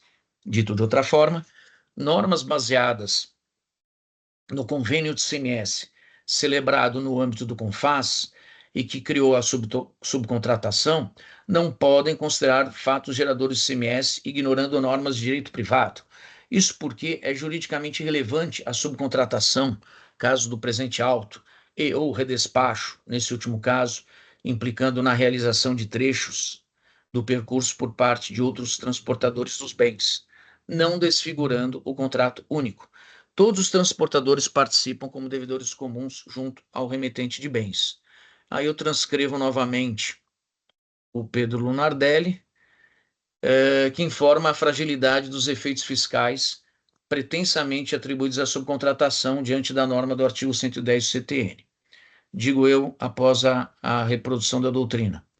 Não há como prevalecer a autuação fiscal em comento, uma vez que o auto de infração se limitou a considerar específica legislação ordinária, normas fiscais e orientações fazendárias para imputação de infração e penalidade à recorrente. O ordenamento jurídico ao qual deve observância o trabalho fiscal não se circunscreve ao regulamento do ICMS, decisões normativas e respostas à consulta tributária, de modo que se exige interpretação mais ampla, sistêmica, do agente fiscal de rendas, mormente em consonância com normas do direito privado, nos termos do 110 do CTN, norma com status de lei complementar em grau hierárquico superior à Lei 6374 de 89, regulamento do ICMS, etc. Em suma, a autuação fiscal deixa de apreciar regras significativas do ordenamento jurídico pátrio para, em afronta às mesmas, afirmar a existência de distintas prestações de serviço de transporte na subcontratação e, como consequência, alegar a ocorrência de distintos fatos geradores do ICMS, tendo em vista a existência de uma única prestação de serviço de transporte no caso concreto e um único fato gerador do ICMS, não há respaldo legal para o entendimento de que serviços seriam realizados por transportadora subcontratada, o que impediria o aproveitamento indevido de créditos ICMS pela recorrente, subcontratante. Acrescento o não enquadramento do artigo 314 do regulamento ao caso em comento, por se tratar de subcontratação e não substituição tributária, sendo certo, como já salientado, a existência de uma única prestação de serviço de transporte. Oportuna decisão do Tribunal de Justiça do Estado de São Paulo, nesse sentido, reproduzida no processo pela recorrente. E aí ela deixa bem claro, essa decisão, que o crédito, trazendo aqui o final do que eu transcrevo, que o crédito de 20% do imposto, crédito outorgado ICMS, devido em cada operação, caberá a quem está sofrendo a carga tributária, que não é o subcontratado, mas o subcontratante. E esse julgado antes disso, porque o subcontratado, ele não tem que recolher o imposto porque o fato gerador é um só. Digo, Além disso, se extrai do processo a existência de destaque do ICMS não somente nas CTS da subcontratante recorrente, o que legitima esta, que possui débito do imposto a pagar, ou seja, arca com a carga tributária do imposto estadual, direito ao crédito na mesma prestação de serviço. Ademais, o próprio artigo 205, inciso 2º do regulamento, dispensa a emissão do CTE pela subcontratada. Reproduzo esse artigo. Não por acaso, a transportadora subcontratante é obrigatória a emissão do CTE e, assim como o recolhimento do ICMS incidente na operação, tendo como base de cálculo do imposto o preço que cobrou do tomador de serviço para a prestação de serviço. Com essas considerações, reconheço a subcontratante prestadora do serviço de transporte e, destarte com direito ao crédito outorgado concedido pelo artigo 11, parágrafo 1º, anexo 3 do regulamento do ICMS. Em face do exposto, em que pese o bem elaborado voto proferido pelo ilustre relator, conheço e dou provimento ao recurso ordinário, cancelando o auto lavrado. É assim como voto, presidente. Agradeço, doutor Eduardo, doutor Carlos. Presidente, como bem elaborado, doutor, após os esclarecimentos, a apresentação do voto do doutor Eduardo, eu pedi a preferência e eu até coloquei aqui, ó. Na presente sessão e após a apresentação do voto do ilustre juiz Eduardo Soares Mello, considerando os sólidos fundamentos apresentados, reconsidero o meu entendimento anterior e passo a acompanhar integralmente o voto de vista. É assim como eu voto, presidente. Muito bem. Então, os dois votos estão confirmados. Como o doutor Carlos alterou o voto para concordar com o doutor Eduardo, excepcionalmente eu vou solicitar a vista do processo, porque os votos ficaram iguais. Não houve divergência.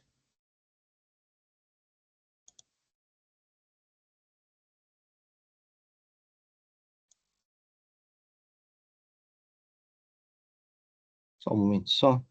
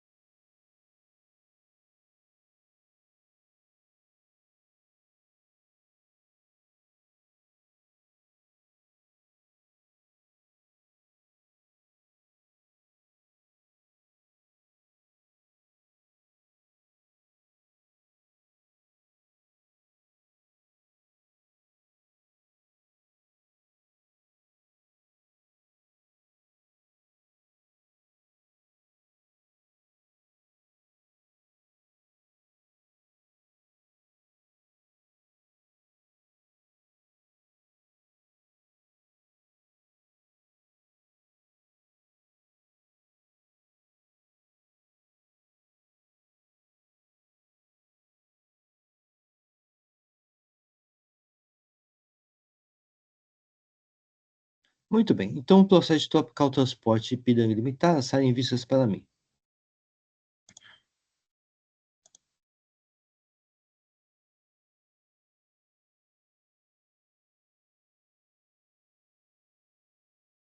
Passar processo de Rondolog Transporte Limitado, recurso ordinário, de minha relatoria, não há protesto por sustentação oral.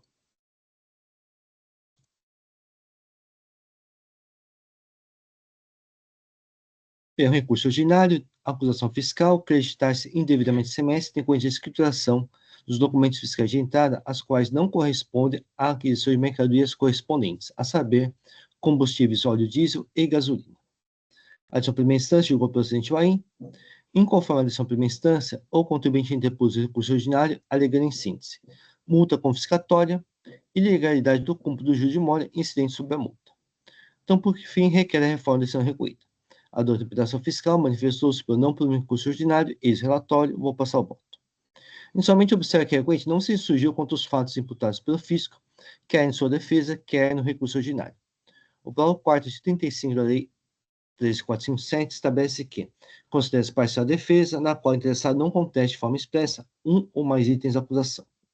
Nos fatos não impugnados, torna-se incontroverso como exposto pelo STF no RE 273793, relatora ministra Ellen Grace. No agravo regimentado, ARESP 663935, relator ministro Aurélio Belize, o STJ também caminhou nesse sentido. Tudo isso transcrito no meu voto. Assim, a acusação fiscal é procedente. No tocante à delegação de multa confiscatória, a matéria está pacificada na Câmara Superior de Justiça, como exposto pelo processo da RT 8, 4042, 462, 2014, relator Dr. Antônio Augusto Pereira de Carvalho, transcrito aqui no meu voto. A administração pública deve atender à legalidade. O artigo 28, Lei 13.457/19, veda o órgão de julgamento afastar a aplicação de lei sob alegação de inconstitucionalidade, ressalvadas as hipóteses previstas nos incisos que não contemplam decisões em curso extraordinário, sem que o Senado tenha suspendido a execução do ato normativo. Assim, estando a multa expressamente prevista em lei, artigo 85, inciso 2, a linha D da Lei 6374, o órgão de julgamento não pode afastar sua aplicação. Ademais, a conduta infracional é incontroversa, como exposto acima, e o contribuinte tinha a possibilidade de usufruir o artigo 85b da Lei 674, de modo que a multa seja diminuída para 35% do valor imposto. Observe que, dentro das condições previstas acima, não se exige o pagamento de auto-infração para seu usufruto, podendo o contribuinte optar pela causa de diminuição da penalidade ou ingressar no processo administrativo tributário. No caso dos autos, a autora prefere ingressar no processo administrativo tributário, ao invés de ter sua multa diminuída para 35% do valor imposto, patamar este inferior ao limite estabelecido nas citadas decisões. Então, destaque de uma competência recorrente. A atualização da base de cálculo da multa está pacificada nesse título, primeiro a súmula 13. Observe que os juros exigidos da inflação são incidentes desde a taxa de inflação e a data de lavatura, regulados pelo parágrafo 9º, artigo 85, Lei 674, que não se confunde com os juros incidentes após a sua lavatura, caso não haja o regular recolhimento, previsto em outro título, Lei 674, inciso 2, artigo 96, não havendo qualquer conflito entre normas. Nesse sentido, o entendimento do ministro Dr. Paulo Gonçalves da Costa Júnior, no julgamento do processo da RT 12, 1033-29/2011, da Câmara Superior de Justiça. Então, destaque não é competência recorrente. Então, pelo exposto, conheço e nego pelo originário. É assim que eu voto. Só um momentinho só.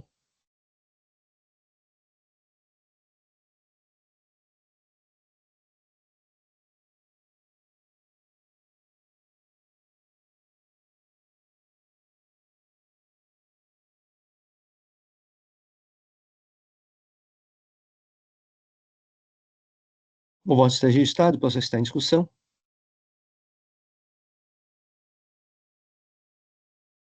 Não havendo inscritos, vou encerrar os debates. Vou ficar o quórum de presença.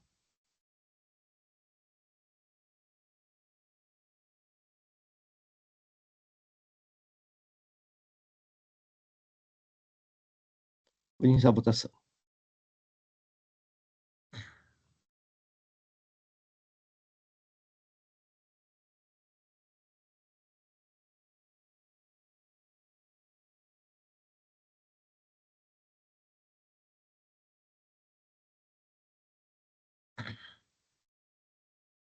Encerra a votação. O recurso de Rondolog de Transporte Limitada foi conhecido e não provido.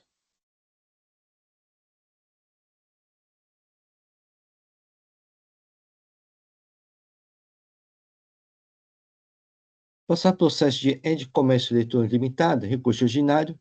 Relator Dr. Eduardo Soares de Mello, não há protesto por sustentação oral. Bem, eu só preciso editar, presidente. Já é possível, doutor Eduardo?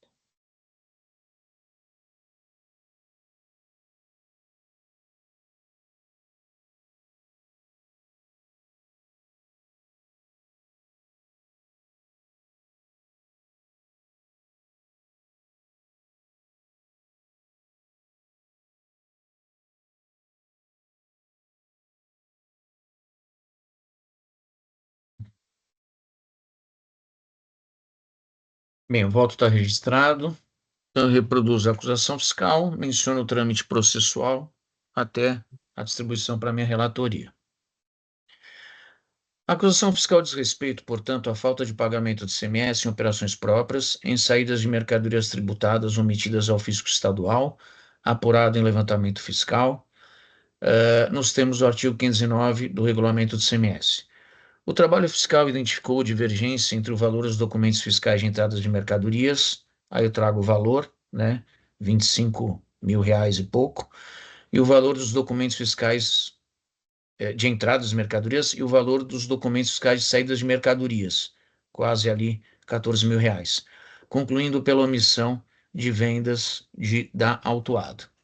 O agente fiscal de rendas competente considerou o valor do estoque inicial de mercadoria zero, as aquisições efetuadas, as vendas declaradas e o estoque final informado pelo contribuinte, além do índice de valor agregado do setor. A recorrente sustenta a nulidade do auto com as afirmações de 1. Inconsistência em virtude de falhas sistêmicas na plataforma Mercado Livre. 2. Acusação fiscal genérica. E 3. Falta de demonstração de eventual má-fé, além de inexistência de prejuízo ao erário bandeirante. Expõe a recorrente que a acusação fiscal não atende à devida profundidade, valendo-se de suposições e que, dada a carência da infração imputada quanto à clareza e objetividade, impede compreensão acerca das divergências de registros de entrada e saída, impedindo o exercício do contraditório e da ampla defesa. Procura esclarecer que a divergência apontada pelo trabalho fiscal decorreu de falha sistêmica realizada na plataforma de vendas Mercado Livre e que, não obstante a informação de compra de mercadorias, deixou de apontar o cancelamento por parte do comprador, falha, portanto, de comunicação de cancelamento da compra. Observa, assim, o equívoco cometido na apuração, abre aspas, de sorte que as respectivas emissões não derivaram da venda de produtos, mas sim da devolução dos mesmos, que podem ocorrer em caso de avarias ou vencimento do prazo de armazenamento, fecha aspas. Acrescenta que não houve a disponibilidade do respectivo arquivo XML para confrontamento com o sistema utilizado para apuração.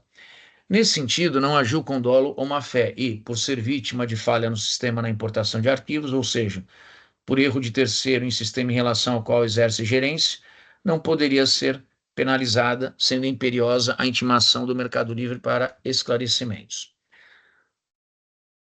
Fundamental registrar que a presente autuação fiscal encontra fundamento fático e jurídico, justamente nas informações e nos documentos expedidos e recebidos pela recorrente no exercício de suas atividades, sendo certo que o demonstrativo 1, contido no processo, leva em consideração as vendas canceladas, inclusive CFOP.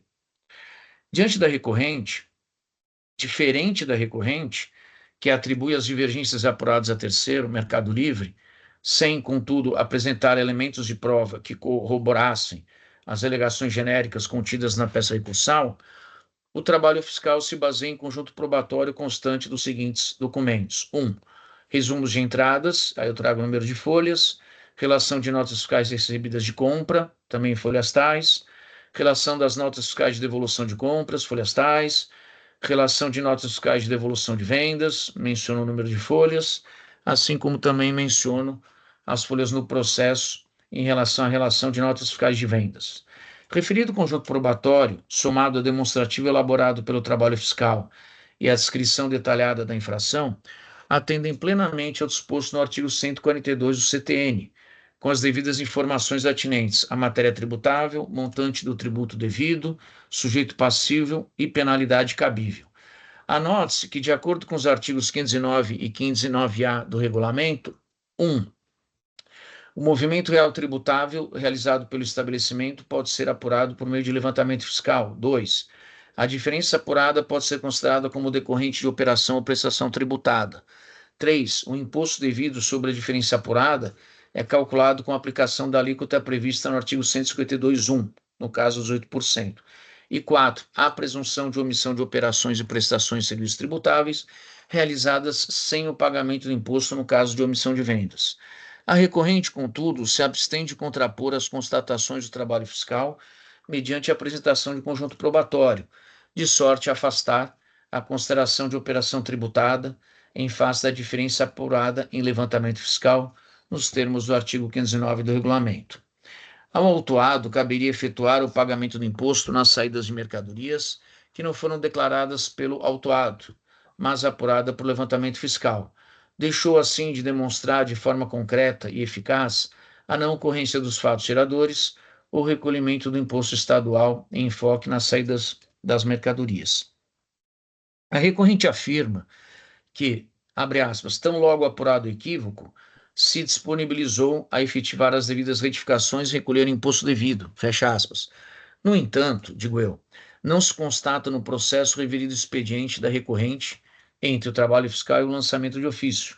Se houvesse efetivamente procedido às aludidas retificações, certamente a recorrente não se limitaria à alegação desacompanhada da respectiva demonstração e dos necessários detalhamentos desse novo expediente. A alegação desprovida de demonstração não merece ser acolhida. Em relação à assertiva do caráter confiscatório da penalidade aplicada, né, por se tratar de matéria de índole constitucional, inclusive, argumento, né, da recorrente de que haveria violação 154 da Constituição, nos termos do artigo 28 da Lei 13.457 de 2009, eu deixo de atender à pretensão da recorrente. Também não suavizo a penalidade, porque o 527A exige que a infração não implique falta de pagamento do tributo, e é o que a gente vê aqui no caso, né? Aplico a súmula revisitada 10/2017 para limitar os juros de mora à taxa Selic, né? E quanto à atualização do valor básico da multa, eu aplico a súmula 13/2018, que firma a diretriz segundo a qual é legítima a atualização do valor básico da multa nos termos do 85, parágrafo 9º da Lei 6374 de 89. E por essas razões, então, eu com isso nego o provimento do recurso ordinário, mantendo o auto lavrado. Então, só observar que o recurso, ele é relativamente extenso, mas a redação ela é um pouco prolixa, né? Não é uma redação concisa e ficam só alegações genéricas, teóricas. Em nenhum momento traz elementos documentais ou argumento com base em conjunto probatório. Fica, na verdade, jogando essa característica, né, da argumentação perfunctória superficial ao trabalho fiscal, quando ele sim, ele traz elementos para fundamentar a autuação. É assim como voto, presidente. Doutor Eduardo, só o seu voto, doutor Eduardo, a impressão que tem é que a ementa, não sei, na minha visualização, a ementa ficou no lugar do relatório e voto. Deixa eu dar uma olhada, presidente. Talvez eu tenha me equivocado. Só um segundo. Presidente, Ficou, realmente. Sim, doutor Rafael. eu queria fazer só uma observação também aqui. Na verdade, perguntar ao doutor Eduardo, porque no final do voto, o doutor Eduardo, o senhor afirma que aplica a súmula 10 para a redução dos juros da taxa Selic, mas o termo inicial aqui dos juros do AIN, a data da ocorrência, é 2023, então já está dentro da taxa Selic, né? Eu posso excluir, mas vocês acham que tem problema manter? Porque seria uma coisa meio redundante, é isso? Porque teria só que tomar mais cuidado, porque quando diz que está aplicando uma redução ali, na verdade, não está, né? Tá, então eu excluo. Eu Eu excluo, acho que seria melhor ficar mais claro, não? eu Tudo bem. excluo e faço essa correção que foi a ausência da ementa. Isso. Peço até desculpas.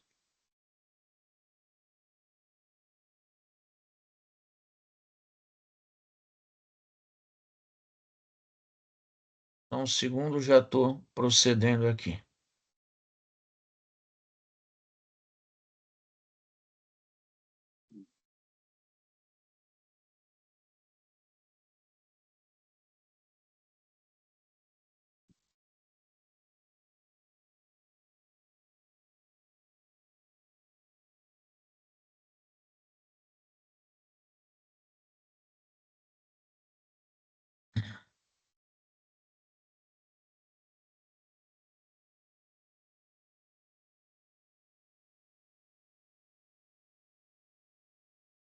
Voto editado.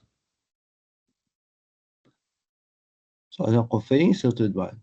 Ok. Muito Oi? bem, o voto está registrado, o processo está em discussão. Não havendo inscritos, vou encerrar os debates.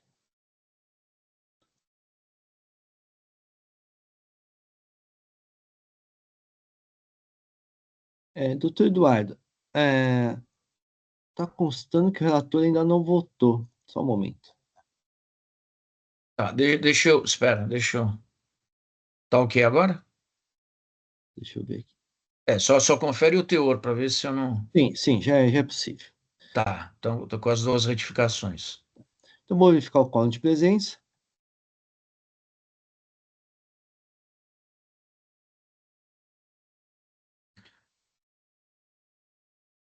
Vou iniciar a votação.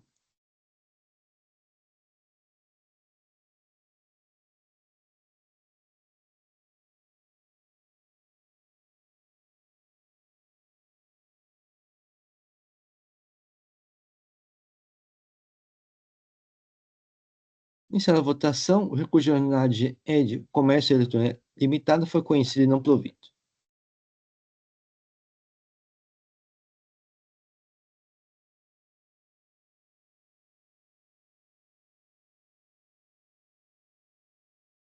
Passar ao processo de VIT S.A., recurso ordinário relator Dr. Carlos Henrique, não há protesto por sustentação oral. Obrigado, presidente. O voto é composto de 3 infrações. Vou falar rapidamente. Primeira infração, contribuinte enquadrado no regime periódico de apuração, deixou de proceder ao estorno de ICMS no valor de tanto, no período de janeiro a agosto e novembro de 2020 e fevereiro a dezembro de 2021. Item 2, deixou de escriturar notas fiscais eletrônicas de operações tributárias integralmente relacionadas no valor de tanto nos meses de fevereiro a dezembro de 2020 e janeiro, março, maio, julho a setembro e novembro de 2021, relativas à entrada de mercadoria no seu estabelecimento, sendo que já que se encontravam escrituradas as operações desses meses no livro de registro de entradas de escrituração fiscal, EFD.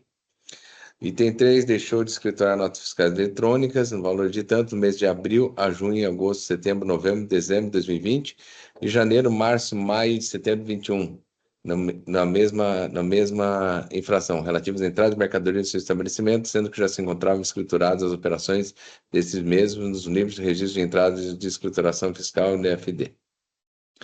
Empresa atuada apresentou tempestivamente defesa, da qual ela alega. A recorrente apresenta novamente a defesa de florestais, requerendo também as florestais juntadas aos nossos fiscais eletrônicos para a defesa. O órgão atuante apresentou uma manifestação prevista no artigo 36 da 13457, florestais, pugnando pela manutenção do auto de infração. A decisão de primeira instância julgou totalmente procedente o auto de infração, mantendo integralmente as penalidades aplicadas. A empresa apresentou recurso ordinário. A apresentação fiscal apresentou suas contras-razões ao recurso ordinário, pugnando pelo não provimento. E esse é o relatório. Vou direto ao ponto. Aprecio o recurso ordinário que versa sobre o item 1, que trata as operações de transferência de produção entre filiais, e tendo o Supremo Tribunal Federal reconhecido na DC 49 a inconstitucionalidade de dispositivos da Lei Candir, que traziam em previsão da incidência do imposto estadual em tais operações. O Superior Tribunal de Justiça há muito tempo fixou o entendimento pela não incidência do ICMS nas operações de transferência de mercadorias nos termos da súmula 166. Não constitui fato gerador do ICMS e o simples deslocamento de mercadorias de uma para o outro estabelecimento do mesmo contribuinte.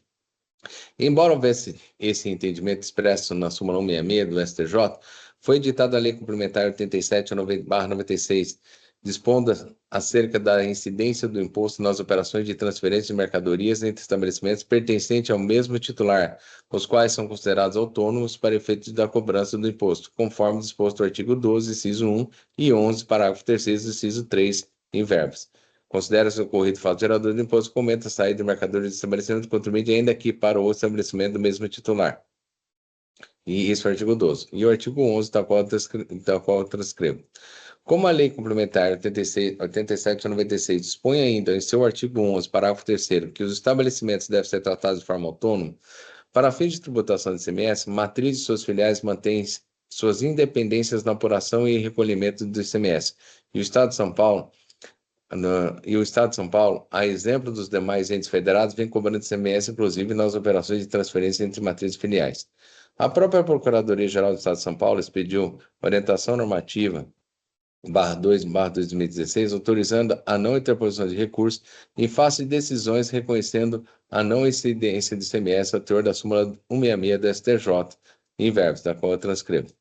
A sexta Câmara deste egrégio Tribunal de Impostos e Taxas, nota fração 497, final 9, por voto de desempate com fundamento inclusive na súmula 166 da STJ, proferiu decisão pela não incidência do ICMS sobre transferência de mercadorias entre empresas do mesmo grupo. No entretanto, em junho de 2021, o Supremo Tribunal Federal, no julgamento da ação declaratória de constitucionalidade ADC 4921, declarou a inconstitucionalidade de dispositivo da Lei Complementar 8796, constante no artigo 12, inciso 1, que estabelece que o fato gerador do ICMS em toda saída de mercadoria do estabelecimento de contribuinte, inclusive na saída em transferência para outro estabelecimento do mesmo titular. Deste modo, negava a pacífica jurisprudência do STF acerca da não incidência do ICMS sobre operações de transferência de mercadorias entre estabelecimentos da mesma empresa. Vale destacar que os ministros do Supremo Tribunal Federal concluíram, no julgamento dos embargos de declaração oposta à DC 49, sessão 19/4/2023, que discutia a necessidade do estorno de transferência dos créditos e a modulação dos efeitos da declaração de inconstitucionalidade da incidência do imposto nas transferências de mercadorias entre estabelecimentos no mesmo titular. No plenário virtual, formou-se maioria para acompanhar o voto do relator do ministro Edson Fachin, que conclui pela inviabilidade do estorno de créditos ante a observância do princípio da não cumulatividade, bem como para que a DC 49 tenha eficácia para o futuro a partir do exercício de 2024, o exercício financeiro de 2024, ressalvados os processos administrativos e judiciais pendentes à conclusão até a data de publicação da ata de julgamento da decisão de mérito. Deste modo, conclui-se que a cobrança de ICMS na transferência de mercadorias entre estabelecimentos da mesma pessoa jurídica e operações ocorridas em datas anteriores a 2024 permanece válida, especialmente no caso dos autos, tendo em vista que as transferências de mercadorias entre estabelecimentos da recorrente ocorreram no período de 2020 e 2021. Esse é, inclusive, o entendimento exarado na resposta à consulta do 29.150, 2024, a saber, da qual eu transcrevo. No tocante à alegação de que as mercadorias transferidas são produtos agropecuários e que asseguraria a manutenção de crédito ICMS e impediria a exigibilidade do estorno do crédito respectivo, como disciplina o artigo 20, parágrafo 6, inciso 1 da Lei Complementar 37.096, há que se ressaltar que tal dispositivo, como destacado pela representação fiscal, folhas 3.654, não afasta a exigência do estorno nos termos do imposto pela legislação estadual, pois trata de hipótese em que a posterior operação tributada após uma isenta. Assim, conclui-se que a fiscalização lavrar o auto presente infração observou corretamente a norma vigente, aplicando corretamente a multa e não merecendo qualquer reparo no trabalho fiscal. Ante acima exposto, com o recurso ordinário e nega o provimento, mantendo a íntegra decisão proferida em certo julgamento de defesa, assim como eu voto, presidente. Agradeço, doutor Carlos. Só fiquei com alguma dúvida. Vale, presidente. Que estou lendo aqui o relatório. É a falta de estorno em razão das operações de transferências, é isso? Isso aí, presidente. Só foi apreciada a questão do item 1, presidente. Do item 1, né? Exatamente. Eu fiquei em dúvida, porque saiu uma legislação, eu também não estou muito lembrado, Certo. referente à questão do estorno do crédito. Tá. Tá? Eu vou fazer o seguinte, eu vou solicitar vista, eu vou... Sim, doutor Eduardo. Eu também gostaria de solicitar a vista. Tá bom. Ok. Então, doutor Carlos, só fazer o registro do voto. Por favor, presidente, me perdoe. Que uma questão mais atual aqui, isso é uma legislação sobre esses estornos de crédito um pouco mais recente. Eu vou verificar, pelo que eu vi, eu não tinha visto, mas eu vou dar uma olhada também. Presidente, inclusive eu achei estranha essa alegação da autuada de ADC 49, porque se fosse aplicada a ADC 49, aí que teria que se tornar tudo, né? Se falar que não tem incidência do imposto nas transferências, teria que se tornar tudo. Então tá meio confuso isso daí. Eu vou ver com mais vagar, com um pouco mais de calma. Muito bem. Vistos concedidos pela mim e pelo Dr. Eduardo Soares de Mello.